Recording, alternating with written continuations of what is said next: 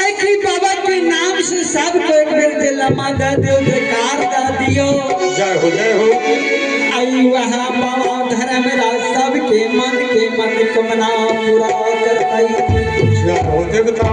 बोल दे दानी धर्मराज भगवान की जय। माता भगवती की जय। बिहवार बाबा की जय।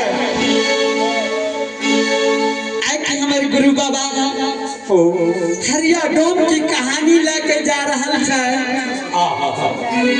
हरिया डोम के केना चाचे छे धर्मराज बाबा वह कहानी लेके जा रहा है।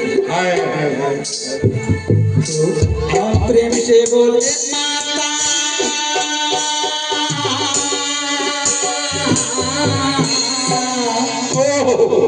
भगवती महारानी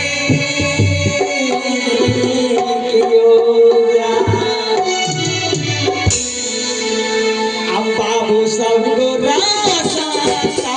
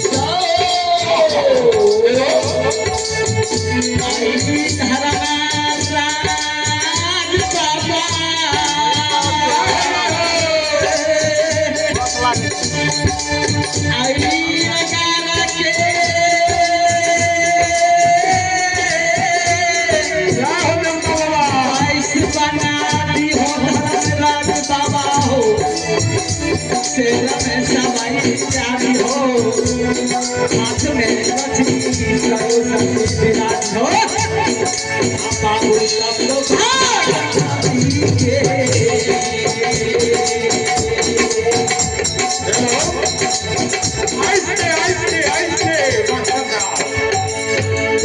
यो गणेश मंडल जी के तरफ से पूरे 25 रुपया नोट यमुना धर्म खाता में जमा कर जय हो कहे कि ठीक है